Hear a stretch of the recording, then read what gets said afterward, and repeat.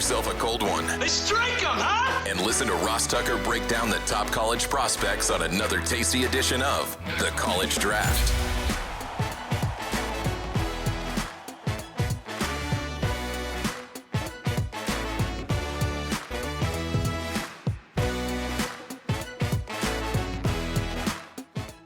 Yeah, it's Daddy Soda time here on the College Draft Podcast, presented, of course, as always, by DraftKings. DraftKings Sportsbook. Use the code Ross over on either one of those. They got all kinds of goodies for you when you do. Conveniently, my name is Ross Tucker, the former NFL offensive lineman, 5 teams, 7 years. Most of you know that. A lot of you check us out on YouTube, which is cool. YouTube.com/Ross Tucker NFL. You can always check me out on social media at Ross Tucker NFL. Twitter, Instagram, Facebook, TikTok. Please do. Or follow at Ross Tucker Pod, because that's where the best 2 or 3 clips from every show we do reside, right? So today's Ross Tucker Football Podcast, which was excellent, with Jake Rosenberg from former VP of Football Administration with the Eagles. That was a really cool interview. Of course, we got the Even Money Betting Podcast tomorrow, where we're talking about what people have been betting so far in the NFL regular season. I think you'll be really surprised to hear the most bet games so far, as well as what people are betting in week 1. Of course, the Fantasy Feast podcast is on Wednesday as well. But this is the College Draft Podcast. We got 4 more episodes where we are breaking down the 2024 NFL Draft. Unlike everybody else, we do every pick, every team, including a couple of Emory's favorite undrafted free agents. Then we will move forward and start to look at the 2024 college season, including some of the top prospects in college football. We start today, Emory, and of course, when I talk about Emory, I'm talking about the czar of football game plan at FBall Game Plan on Twitter, the czar of the playbook, football game plan on YouTube. You can still get the draft guide, which is still a good guide to get all the way through, I would say, for the preseason games for sure. footballgameplan.com/2024 draft guide. 2 things before we dive into the Broncos, Emory. Number 1, well, 3 things actually. Number 1, it was your birthday over the weekend. Happy birthday. Thank you. Number 2, the Bills signed Gable Stevenson, that awesome heavyweight wrestler, for a couple years. I don't know if he's ever even played football. I'm looking forward to that. I'll never forget. It might have been like my 3rd and 4th years, Emory. Okay? Steve Neal and Brock Lesnar both signed with the NFL. So Steve Neal had been a couple-time heavyweight wrestling champ, and he had actually beat Brock Lesnar for the national championship when they were in college. Steve and I were teammates with the Patriots, and I used to say to him every day, Emory, dude, why don't you just wear a t-shirt every day that says, I whoop Brock Lesnar's ass? I mean, because I would have. I mean, are you kidding me? And then I'll never forget, though, watching Brock Lesnar playing D-line for the Vikings. And, you know, you see this guy, big, physical, athletic, all those things, just getting smoked, dude. Just getting beat down. And it's like, different sport. Different sport. You're like, it's not the same. And I don't know why, but that when I hear about this Gable Stevenson, that just makes me, who knows? Maybe he'll be like Steve Neal and be a starter. Maybe he'll be like Brock Lesnar and get cut right away. You never know. It can go either way. It actually makes what Steve Neal did even more impressive, to go from being a wrestler to starting in the NFL. That is tough. I don't care how big and athletic you are. Everybody else is big and athletic, and they've been playing football forever. Right. And here's the thing. I will say this. At the FCS Bowl, College Gridiron Showcase, and Tropical Bowl, the last 5 years, I've seen, going back to 20 19. So I guess 5 years. I've seen WWE execs or scouts at these All-Star games scouting potential future wrestlers. It makes sense. Oh, wow. That's interesting. That they're there as well. That makes a lot of sense. Well, let's talk about some of the guys that maybe they'll try to sign if they don't work out in the NFL. And we'll get to the Denver Broncos. We already went through the draft picks for every NFC team. We're going to start with the AFC West because everybody always starts with the AFC East. They always, East. We don't have any East Coast bias here. We'll start with the AFC West. They took Bo Nix in the first round. We've talked about Bo quite a bit already. I'm more interested in your thoughts on some of these other guys. How about round 3, Jonah Ellis? If I remember, you loved him. And then round 4, Troy Franklin, Emory. I love both guys. Ellis was my number 1 edge rusher. And so I see the Broncos have him listed as an outside linebacker, off-ball guy. But in terms of straight getting to the quarterback, blitzing, or, a rush in, I think that's where his role is going to be with this Broncos team. So you talk about someone that has an explosive first step, that is dynamic in getting to the quarterback consistently. He literally plays like his hair is on fire. And we talked about this before. Sight unseen, Utah defensive player, sign me up. Troy Franklin was in my top 5 in terms of flankers. So I had a very high grade on him. Surprised he fell this far. But you talk about someone that tracks a deep ball well, that does a great job accelerating into his route and closes on the ball well to create even more separation. So you like that they were able to pair up a former Oregon Duck with his teammate in Bo Nix, so they have some chemistry already built in. And this is a great spot for Franklin to get in and join and start right away as a rookie. So right off the bat, you get your quarterback. You got 2 pieces that really are excellent football players. So, interestingly, the early reports from Bo Nix at OTAs have been good thus far, which I don't put that much stock in positive reports, but when negative reports come out, I notice that. Because if it's like, man, this guy really does not look good, it's like, or you talk to players and they're going to say everybody's good. They'll be like, but if the guy says, they'll be like, he's learning. He's learning. He's learning, man. I respect it. He's working hard. He's learning. That means that guy stinks, just so you know, okay? Whereas, like, if their eyes get big when they're like, yo, that guy's legit, like, that kid's got something, that's a totally different ball game we're talking about. All right, the next couple picks, Emory, they're 2 round 5 guys. Chris Abrams-Drain, a cornerback from Missouri, and Audric Estime. I forget what you thought of the Notre Dame running back, who obviously big name at Notre Dame the last couple years, who just got his knee scoped, by the way. He had a knee injury, so he had to get his knee scoped. They say he'll be back for training camp. Your thoughts on Abrams-Drain or Estime? Abrams-Drain is an interesting guy, former wide receiver turned cornerback, so he understands route concepts, has great ball skills, over 40 PBUs in his career. Estime reminds me a lot of what former Boston College running back and current Green Bay Packer A.J. Dillon brings to the table. A big bruising back end. When you look at the Broncos depth chart outside of Jaleel McLaughlin, you look at Samaje Perine, you look at Javonte Williams. All of these guys are thickly built running backs. So Sean Payton has a type. Estime is a good runner. You rarely see him lose yards. May not be the most explosive speed guy, but man, if you can churn out 4.5, 5 yards a carry and help keep your offense on pace, be a closer, you fit in perfectly within this offense. Then we get to their last 2 picks, and it is Devon Valley, wide receiver from Utah, and Nick Gargiulo, the center from South Carolina.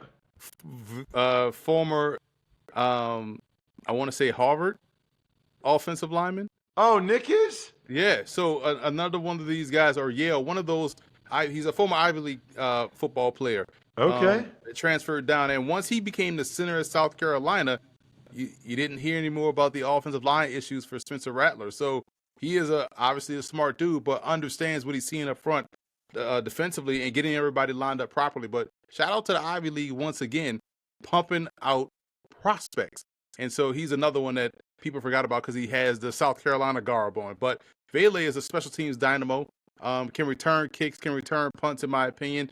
10 yards of punt return I see right here in my notes, and he was my number 3 inside wide receiver. So obviously, big fan of what he brings to the table. 6'4", 210.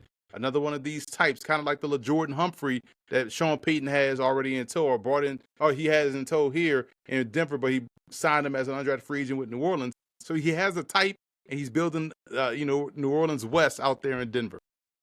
You're right. Gargiulo was at Yale. Mm-hmm. So Yale had 2 O-linemen drafted this year. Wow. What about Emory, undrafted guys from the Broncos? 2 dudes that really stood out to me right out of the bat, or maybe 3. Dylan Leonard, the tight end of the Georgia Tech, fantastic inline blocker. He's my number 3 inline blocker. Had a really good college gridiron showcase. Jordan Miller, undersized defensive lineman, squatty defensive lineman, but super disruptive. I thought he was another one at the Tropical Bowl that caused a lot of havoc all throughout the week consistently. And how about linebacker Lavelle Bailey was my number 6 weak side linebacker. I had a 76 grade on him. Somebody that was athletic, can cover, can run, can chase, can play downhill, can play back in zone. Surprised he went undrafted. Denver knocked out the park, in my opinion, with both their draft picks and their undrafted free agents. Game Time app always knocks it out of the park for me. We got the NBA Finals coming up this week, and you can get tickets. I was checking it out on the Game Time app on my phone, whether it's in Boston or in Dallas. Tickets are available. They always have last-minute deals. You can save up to 60% off buying last-minute tickets for sports, concerts, comedy, theater. You know me, Emory. I went to a concert last weekend. 2 weekends ago. I'll be going to a couple concerts over the next couple months. I love concert season.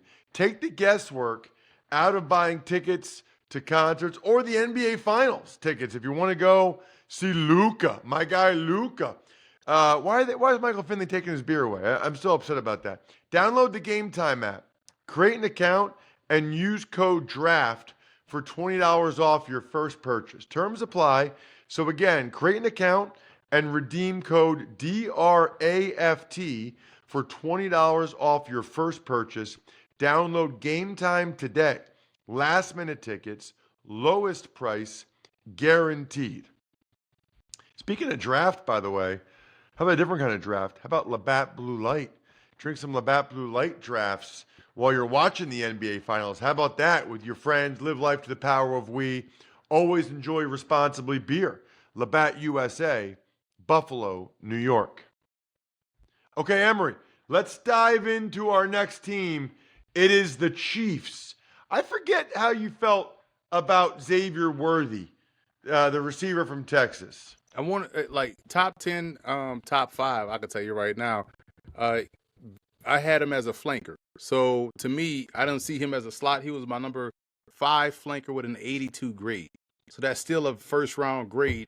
Very high on him and what he brings to the table. He is someone you can keep off the ball and go get the ball deep down the field. I love how he got better at catching the football this year as opposed to last season.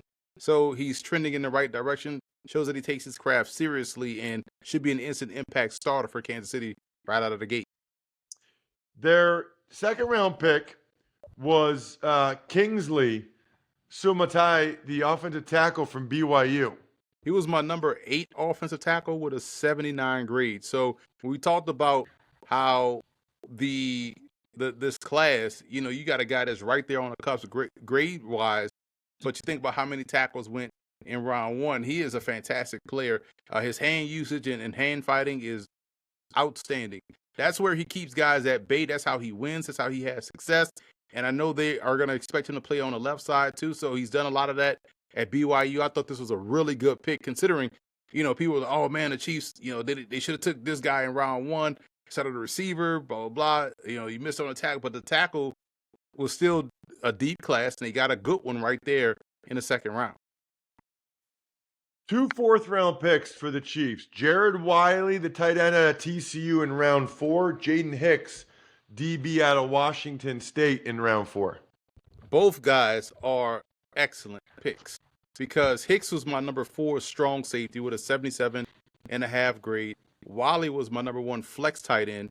And this is someone that, people are talking about, he compares favorably to Travis Kelce, which is so true. This is a legit receiver that does a great job after the catch from the tight end position. And Hicks can play great top down. He's someone you could line up right there in the slot. He could bang on those big inside receivers and also keep you strong versus the run game. So we're talking about fourth round here. And you got two guys that I have starter grades on that can help you out right away.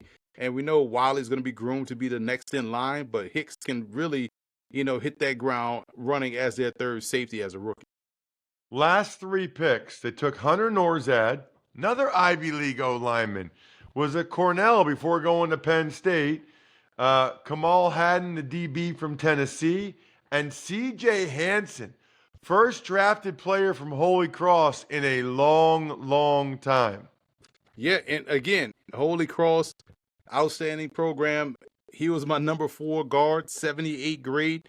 I'm glad he got in because I thought he was going to fall through the cracks and go undrafted. Had a really good East-West Shrine Bowl. Was fantastic in the season and throughout his career at Holy Cross. And what I love about the Holy Cross prospects in this class, you can go watch them versus Buffalo, them versus Army, them versus any FBS team. They played Boston College, so they played some FBS competition. You got a really good idea of how good these players are, which is why you saw so many of them, receiver, linemen, get drafted as well. It's pretty awesome when you see that. What about the undrafted free agents for the Chiefs?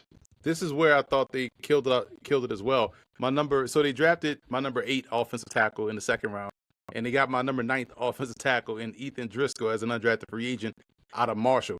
Explosive contact power, just core strength out the yin yang. He is fantastic. He's 6'8", 313, coming off a very solid Senior Bowl week. So they got some good offensive linemen. Obviously, I got to go biased with Imani Bailey. You may say, oh, he's from TCU. Now he started at University of Louisiana. Another one of these players that got out of the Raging Cajun program, poached by these Power 5 programs. So it shows you the type of talent that is in southwestern Louisiana. So, but they got a good one. He's kind of cut from the same mold as Isaiah Pacheco, but a little bit more explosive.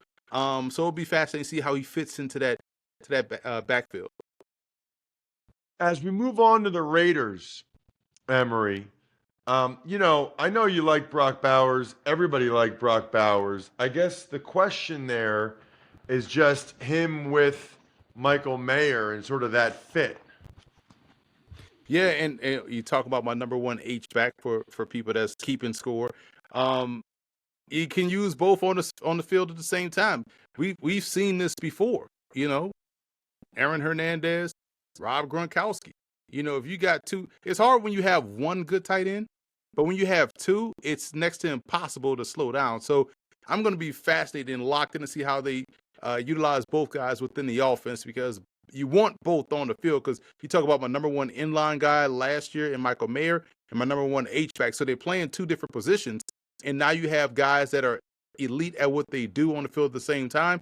Just expands your offense. That's why I'm excited about the Raiders' offense outside of the quarterback position this year. What about their round 2 and round 3 offensive linemen? Jackson Powers Johnson from Oregon, DJ Glaze from Maryland. Yeah, everyone was high on Powers Johnson. He was my number 5 center, 76th grade, good functional strength, typical Oregon, sight unseen offensive lineman. So rock solid there, but I see they have him penciled in as a guard.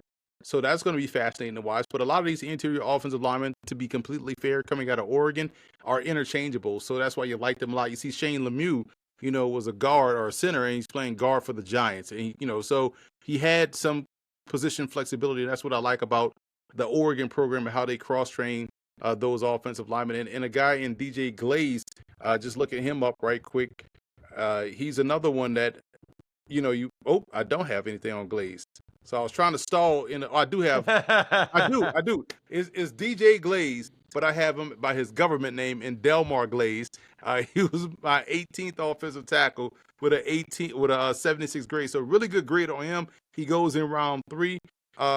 Here's my first line of scout report. One of the first words to come to mind when watching the tape is solid. Just good all-around game for the position. So graded him as a tackle. Raiders are trying to look at him as a right tackle as well, so everything pairs up perfectly. Another Senior Bowl guy that ended up on a roster. So then they had DeCamarion Richardson, a corner from Mississippi State, and Tommy Eichenberg, Ohio State linebacker, with the next 2 picks. What's fascinating about DeCamarion Richardson, I thought their secondary at Mississippi State was really doggone good.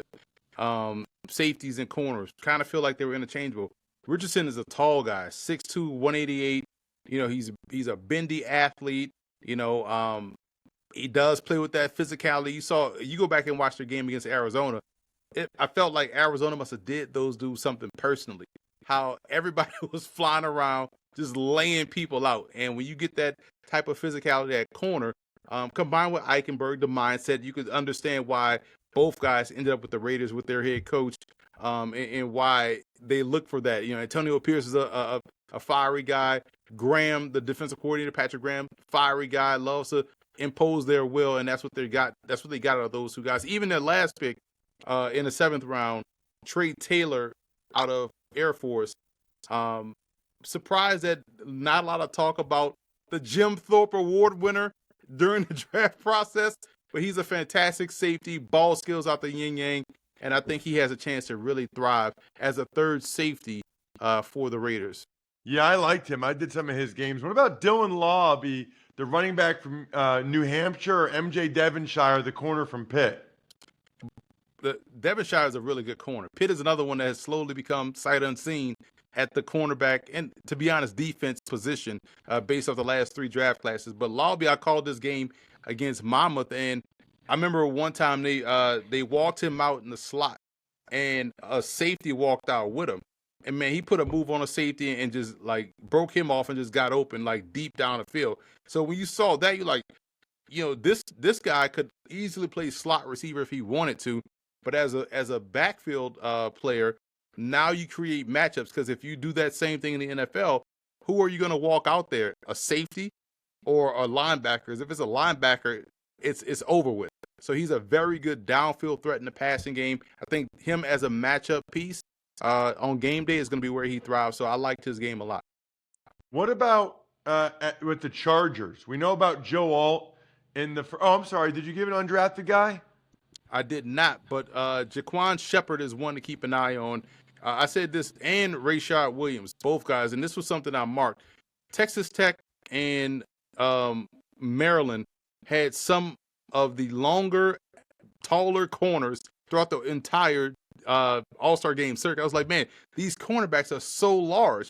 It was Shepard who had 2 good weeks of work at he had the Hula Bowl worked and did a great job down at the East-West Shrine Bowl. And the other corner from Texas Tech, Rashad Williams, had a very good College Gridiron Showcase, and then parlayed that into a very good Hula Bowl week as well. So for the Chargers, we talked a lot about Joe Alt, Ladd McConkey. We talked about Junior Colson, their first 3 picks. What about their next 3? Justin Aboyge from Alabama, Tarheeb Still, the corner from Maryland, Cam Hart, the corner from Notre Dame. Cam Hart was somebody you instantly know him because of how tall he is and how big he is at the position. And so for him and another bigger, not I won't say bigger, but still is 5'11", 190.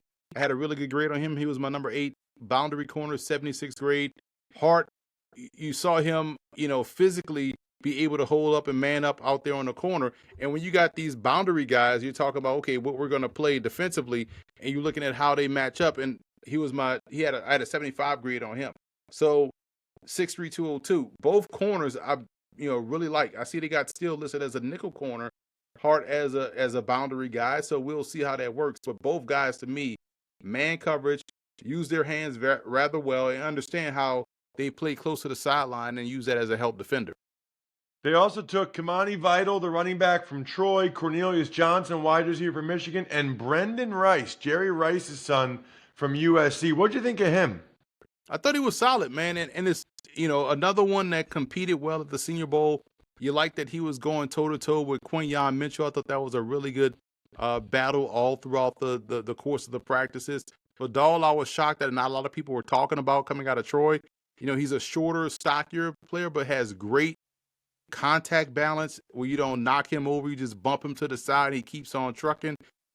Highly productive at Troy. And Cornelius Johnson, I thought, was the better of the two receivers at Michigan. And he was someone that had a fantastic East-West Shrine Bowl. You know, he plays a lot like Amon-Ra St. Brown. He just shows up, does his work, no frills, good route runner, understands positioning, great hands. I was a big fan of his game, not only at the All-Star Game circuit, but also throughout the course of watching him on tape. Bang, the keg is kicked. We are all tapped out.